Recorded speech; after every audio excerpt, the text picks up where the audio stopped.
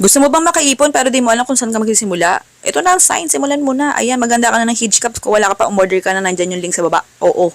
Ayan, lagay ka ng tubig. Ayan, sa Borosiligid. Glasspat natin, available pa yan sa page. Kung maganap ka na doon, PM mo ko. Harina yan, ha, harina. Yung mga eksaktong sukat, nasa dulo ng video, ha. Tapos, haluin mo.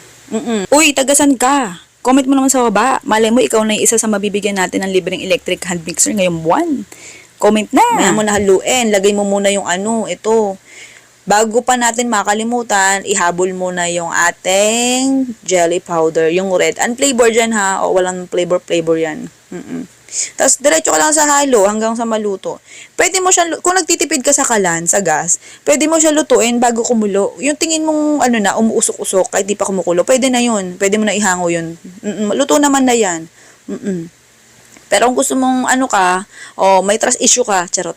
O kung gusto mong mas sure ka, ay pakuluin mo. Yung akin, inabutan na lang ng kulo. Pero madalas talaga, hindi ko pinakukulo kasi sayang sa kalan. At saka, basta, yun na yun.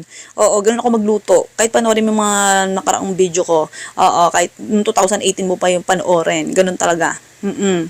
Tagal na nun Oo, yun. Tagal ng proof yun Ba't di ka pa maliwala? Pero kung di ka maniwala, baka sa buhay mo dyan Diyan ka masaya.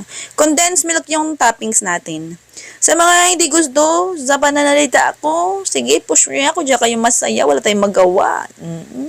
Hindi ko nga alam kung masaya ba kayo Pero ba't nandito pa rin kayo? I love you all. Welcome, ha? Yakapin ko pa kayo sa leeg. Charot. Ayan, tapos ito, isang garapon yan. As in, isang garapon talaga yung magagamit natin sa recipe na to, ha? Para busog na busog talaga. Oo. Pero kung tinitipid mo, pwede din naman, tipirin mo. Oo. Yung kalahati ng garapon, hatiin mo sa servings na yan na nagawa natin sa recipe na to. Ganun lang. Pero sa akin kasi, binusog-busog ko talaga sa toppings. Pwede mong hindi gayahin kung hindi mo bet. Tapos kapag ititinda mo yan, much better, wag mo muna lagyan ng condensed milk at saka ng toppings. Tapos lagay mo lang diretso sa rep. Pag may bibili na lang, tsaka mo lagyan ng toppings. Kasi nga, nagtutubig yung ating gelatin o yung jelly. Oo. Para kapag halimbawa, bagong lagay lang yung toppings, pag na-receive ni customer mo, ni buyer mo, malapot pa rin yung texture ng condensed milk. Ang condensed milk kasi kapag nahaluan na ng nung juice nung ating o nung katas nung gelatin o ng jelly, nagtutubig na din siya, di ba? Ganon. Yung rest na recipe at causing pagtapos itong nantakan time ha. Okay?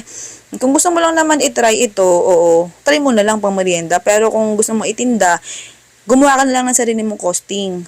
Dahil yung costing na ginagawa ko for sharing, para may idea lang naman kayo. Sige na, goodbye, good luck. Love you.